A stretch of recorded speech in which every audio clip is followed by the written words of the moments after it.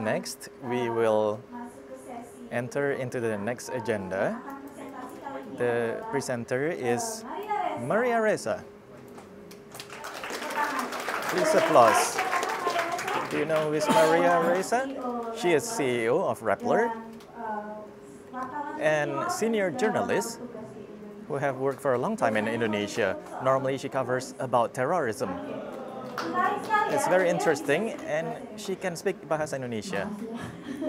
Oh, I apologize. My Bahasa Indonesia is not so fluent yet. And I came of age in Indonesia in 1995, and that was part of when, my gosh, such a different world from today. And I remember, and it is so good to be back and for you to come and listen. It may seem like, and this is always the way it is, it may seem like it is never good enough. And it really should never be good enough, but there are some really good things. And one of the reasons we're here is because we believe in the global goals, and we believe we can do it now, right? And we believe we can do it with everyone's help. Indonesia Orang Indonesia adalah sebuah negara yang besar. Mari saya tunjukkan apa yang bisa kita lakukan bersama. Dan ini yang Anda bisa lakukan. Ini adalah landscape Anda di seluruh dunia, hanya ada 3 miliar pengguna internet, hanya 40%. Tapi lihat Indonesia, Anda hanya mempunyai 28% penetrasi internet. Halo? Tapi 121% pengguna ponsel. Lihat, apa yang bisa Anda lakukan dengan ponsel Anda? Anda bisa melakukan banyak hal dengan ponsel. Dan ada 72 juta account media sosial. Di Filipina hanya 40 juta. Dan saya akan tunjukkan, Anda bisa melakukan lebih banyak. Dan Anda sudah membantu untuk memilih presiden. Sementara ada ekspektasi yang signifikan dari presiden ini, bagaimana dengan peran Anda? Apa yang bisa Anda lakukan? Bisa nggak Anda melakukan sesuatu? Ini adalah tren global yang menarik. Teknologi, itu semuanya tentang teknologi. Dan Anda sudah mendengar dari Pak Luhut tentang Silicon Valley. Mari kita bawa Silicon Valley ke Indonesia. 250 juta orang. Anda harusnya bisa melakukannya. Ini 3 hal yang dilakukan. Apabila kita meningkatkan konektivitas, kita bisa menjadi mempunyai pengetahuan tentang digital, kita bisa menyertakan masyarakat miskin apabila kita bisa menggunakan ponsel. Apabila Anda bisa melakukan transaksi di ponsel, kita bisa mendapatkan data. How do we jumpstart it? The first, is the internet. The second is the mobile phone. And then the third is social media. Raise your hand if you have a social media account.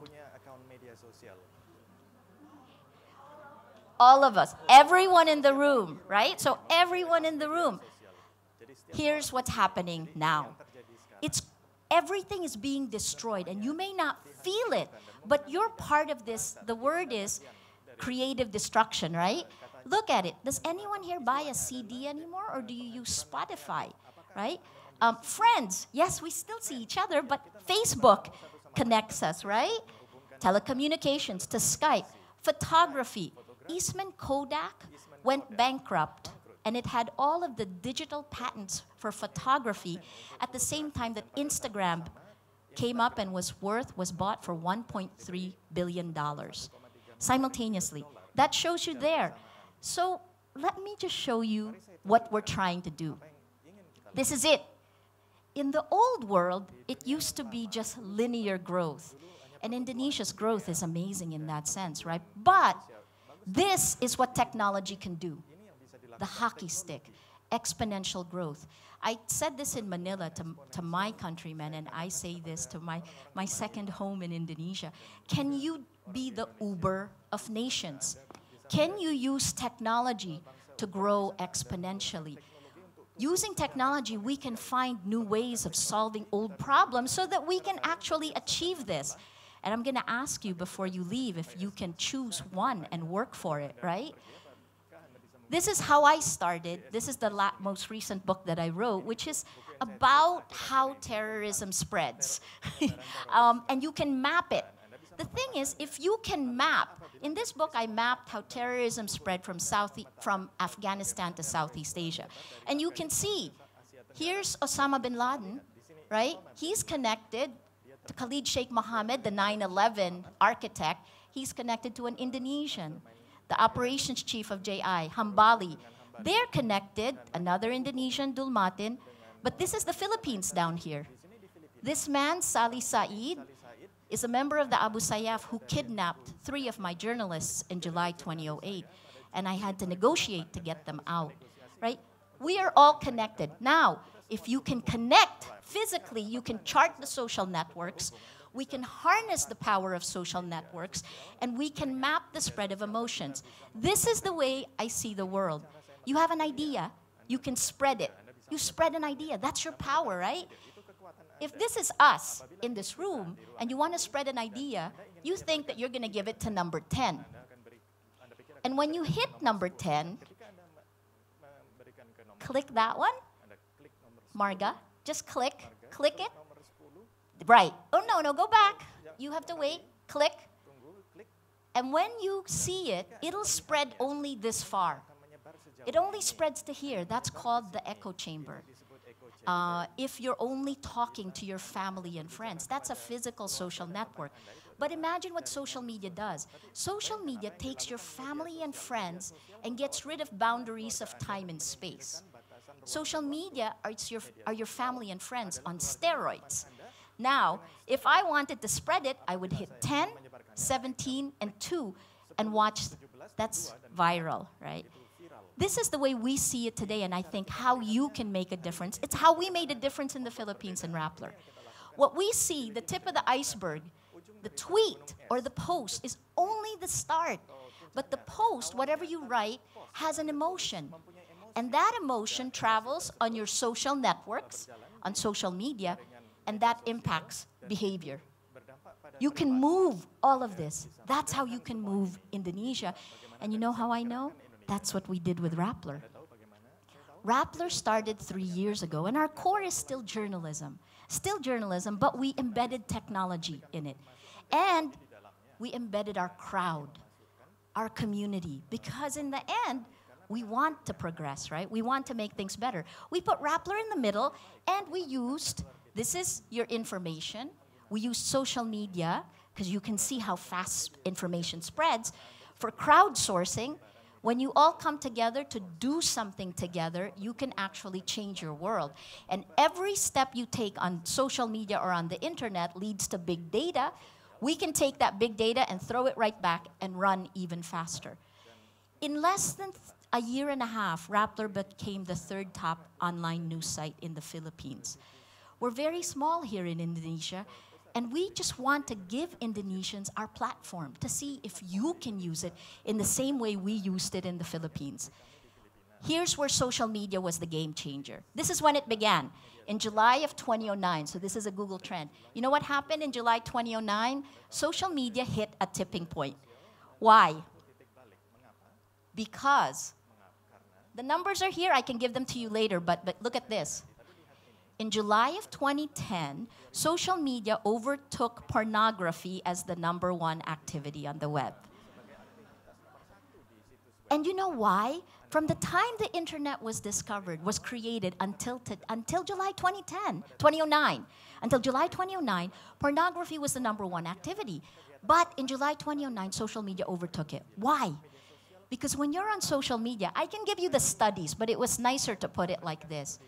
When you're on social media, your emotions are being hypersensitive. So in Stanford, they did a study, and they showed that students who were on social media, on Facebook and Twitter, actually had higher levels of certain chemicals and hormones.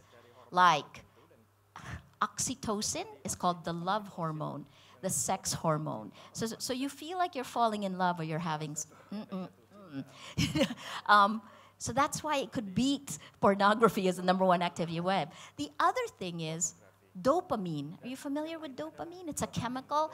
It causes mild addiction, right? Mild addiction to gambling. So you know when you're on Facebook or Twitter or Path, sometimes it's hard to get off, right? So what can you do with that social media? You can crowdsource. So this is the initial crowdsourcing we do on Rappler. Every story has a mood meter. You click how you feel. When you do that, the data point is aggregated by the Mood Navigator, and then the Mood Navigator, all that data can come out like this. In the Philippines in May 2013, we had midterm elections, and we knew based on our data that 77% of Filipinos were happy, but on election day, they were very angry. And they became angry at 7:30 at night when the election results were slow. I can show you some of the stats from your elections here. It was exciting elections on social media, which I'm sure you've seen. This is the God's eye view. When you tweet, when you post, these are Twitter maps. And you can actually see how you fit in your community. This is March of 2011, the Japan earthquake and the Fukushima reactor incident. And the Japanese behave the same way Indonesians behave in crisis, the same way Filipinos behave in crisis. We form clumps around sources of information. That is 6 months before the US presidential elections, and you can see how divided Americans were between Mitt Romney and Barack Obama. They couldn't decide, right? Actually, you could see the same thing between Jokowi and Prabowo in the last elections. It was fascinating watching your Twitter map. Hashtag Egypt, that's what a revolution looks like. And hashtag Syria, the question I had when I saw this is, when this begins to look like this, does that mean the revolution happened? I want to show you 3 things that show you in real life. This is from the Philippines. Hashtag Million People March. It took one Facebook post 7 days to be able to get about 100,000 to 130,000 people, Filipinos, on the streets protesting against corruption.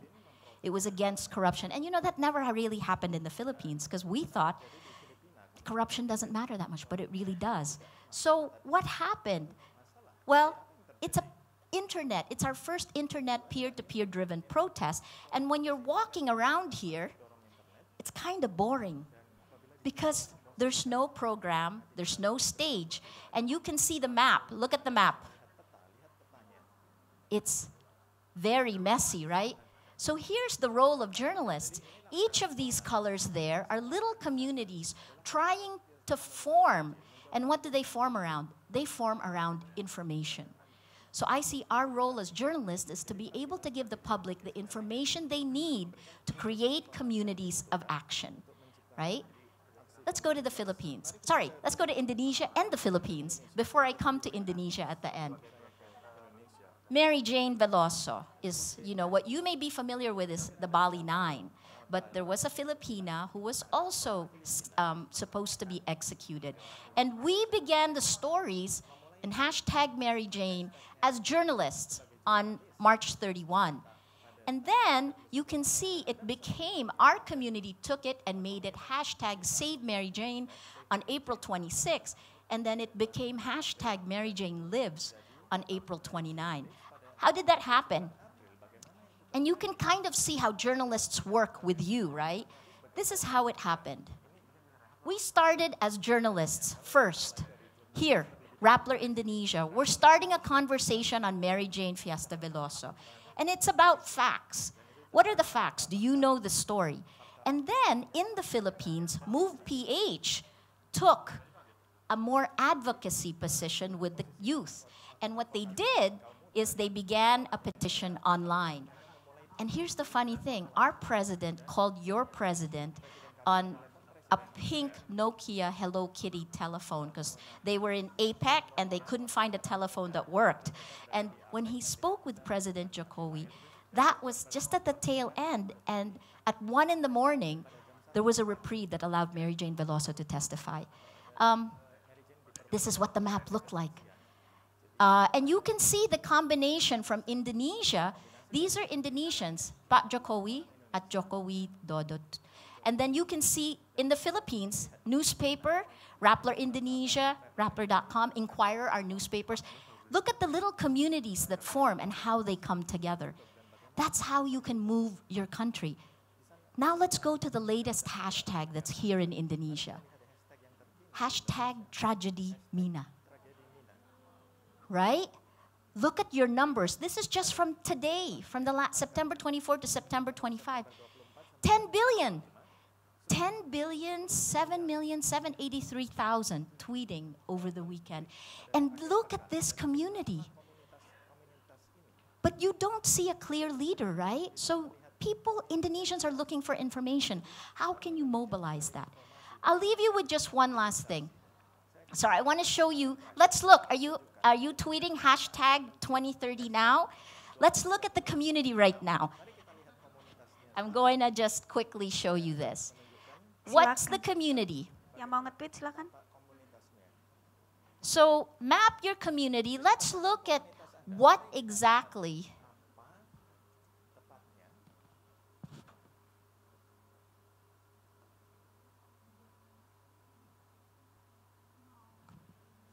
So we'll see hashtag 2030 now, and we'll see what communities are forming around that, right? And when you can see that, then you can see who you're connected to. That's live. That's right now. Okay, Rappler ID. Who's this? The UN Foundation is using hashtag 2030 now with us. Here's another community, Elizabeth Oy Frank. Who are these? Let's zoom in. We brought Manila in. UN Development Fund. Queen Rania is part of the conversation now. Oops, now you can see the Rapplers are here. That means we're tweeting more than you are. Where are you, Indonesian youth?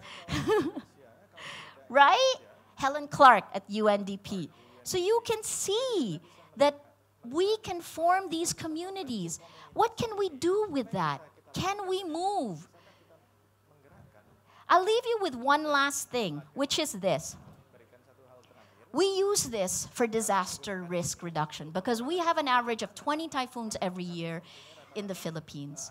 But Indonesia has floods. Indonesia has disasters. Please take this platform and make it your own. What can we do? We work together with the crowd. And what you can do is report on SMS.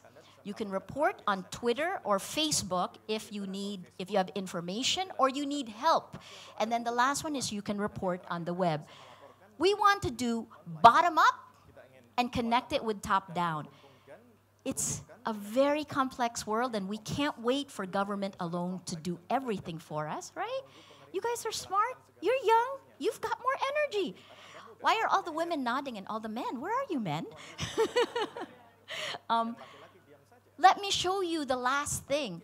This is when we had a tipping point in the Philippines. These are all people from our community.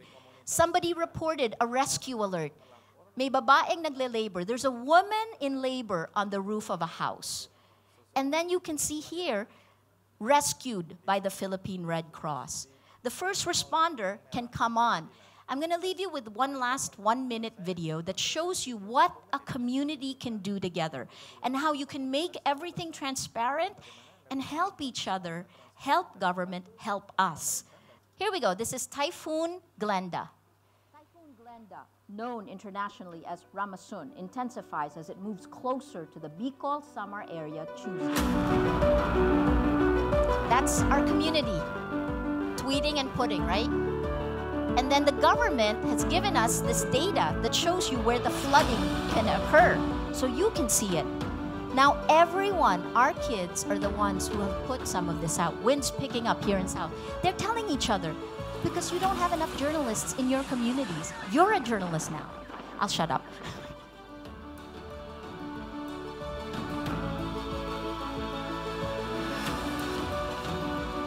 And the government.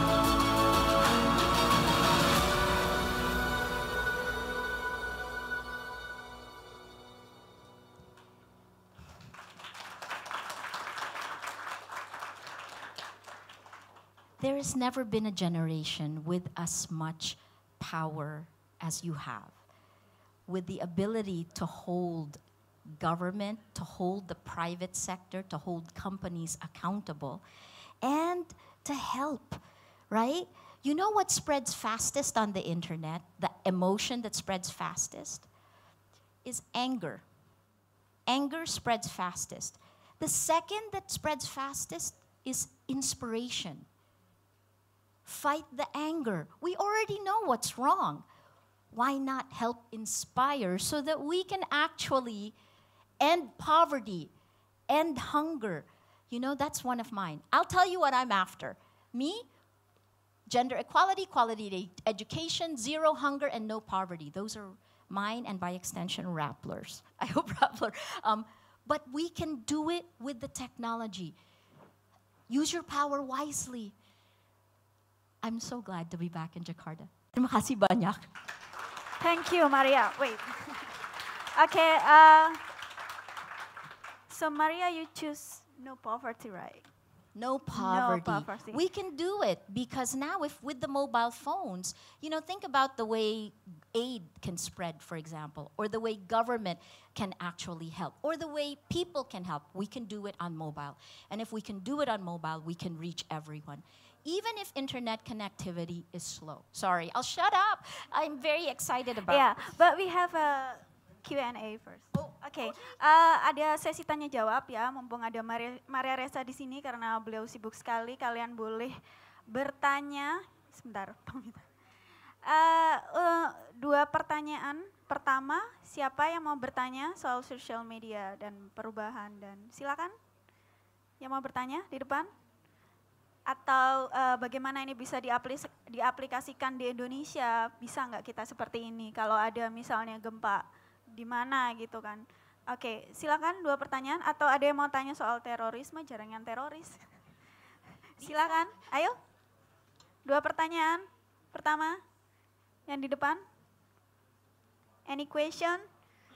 Because First of all, ladies, would you like to sit? Yeah. Dua pertanyaan. Would Ya, anyone- silakan. Go ahead, silakan. Nama dan dari mana ya?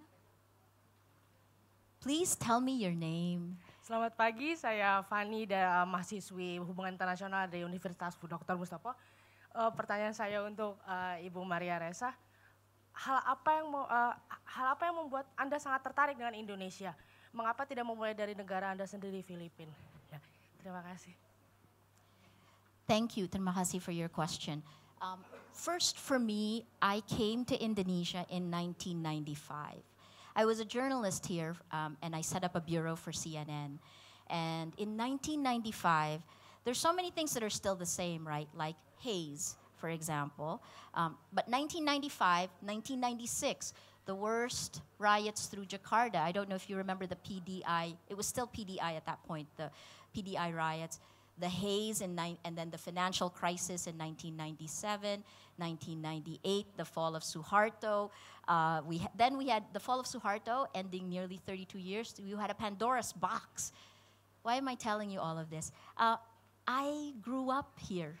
I lived here for a decade. Grew up in the sense of being a journalist. I learned so much. You know what we knew in 1998? No one expected Suharto to fall. No one. And I was in touch with all of back then, they were very quietly trying to work against a one-man rule, but they were trying to be outspoken. And then I watched them go into government. People like Mari Pangestu, Dewi Fortuna Anwar, they were all my analysts that we wound up using a lot on CNN. It was amazing to be here and to feel. I think the feeling I had in Indonesia in 1998 is the same feeling I have now with technology. That there is a sense that something is happening, that the world is changing, and we can do something about it. So that's a long answer to why. So there's a personal reason why, but then beyond that, we are neighbors. Where Indonesia goes, Southeast Asia goes. So we want to help you, plus the youth in Indonesia. These are the things we have in common. The median age in the Philippines is 22 years old. The median age in Indonesia is 23 years old. We have 100 million people, you have 250 million people. Together, we actually are the largest parts of ASEAN. But where Indonesia goes, the whole region goes. So we have a lot at stake watching you and hoping that you lead us to better times, right? I watched Indonesia when I've covered ASEAN every year from 1987 to 2005. So I could see the governments in our region working, but I think the youth, I love the questions you asked immediately, right? And Indonesia's in a different place now. That's it. Oke, satu pertanyaan ya. Saya juga mau terima kasih sama Ibu karena telah mencintai Indonesia seperti Anda mencintai. Okay. Thank you for loving Indonesia. Thank you. Thank you. Yeah. And then, you know what we hope is that the lessons we learned in building the platform of Rappler is something that we can help with here. You see it. I think I watch Indonesia all the time on social media, and you're huge. In the same way that in 1997, 91% of the companies in Indonesia were technically bankrupt, but Indonesia did not go bankrupt. There is a strength to Indonesians, there is a resilience to Indonesians, and I want to learn from you what you can do with the technology we have. Sorry, the last point. We have some amazing Indonesians we're working with. You can see Febri and our team in Indonesia, in Jakarta. So please help us. If you see something, if we can help in any way, let us know. Ya, masih ada pertanyaan lagi? Silahkan. Oke, silahkan. One question.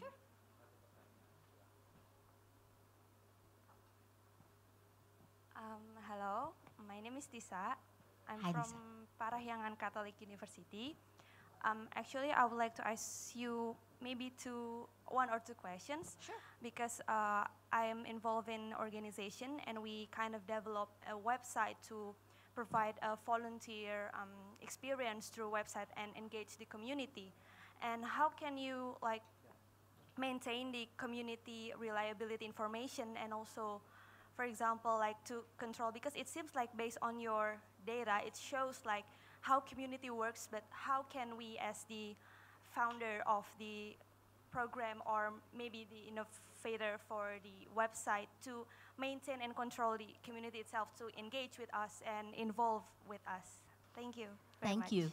That's a great question. And the first response is that in today's age, you have to give to get. You have to lose control to actually build community. Does that make sense? Right? If you're on social media, you know this, right? No one can control. Control is out the window. And part of the reason governments and large companies have a difficult time with social media is that we have to let go of power. So part of it is, that's the first step. It's a little bit more like Buddhism than it is Christianity or Islam.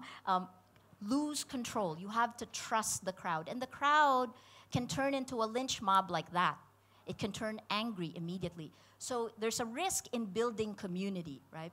But when you build community and you trust the community, inevitably, the community will trust you back. This new world is about credibility. It's no longer about the brand or just what you want. You have to listen to your community and ask them what they want as you build it. So that's the big overarching thing. But in terms of nuts and bolts, how do you build your community? You need to put both online and offline, right? The online allows you to grow a lot without boundaries of time and space, which is important in Indonesia. So I was reporting from here, and I reported from all 27 of the provinces when you had 27 provinces. And the 27th was East Timor. And I reported that too. So again, now you have many more. You're the largest archipelago in the world. So social media will allow you to actually expand. The second step is you have to feed them what they need. In our world, it's user first. That's a tech world. What does your user need? You cannot just ask them to do things for you, which is what crowdsourcing is. What do they need? And then the last thing I would say is that you have to have, you can't do it artificially anymore. Like in the past, if you have a lot of money, you can sell a bad product. Now, I don't think you can. Now, Indonesia, because of your internet penetration rate, still has a ways to go. I wish our mobile would be better or faster. You can talk to there will be Indonesian CEOs, including Nadim, who can talk to you about Gojek, which I think I love. You can see what Indonesians are doing with the restraints now, and maybe you can ask him a question then. We can talk more about it later, there's so much more.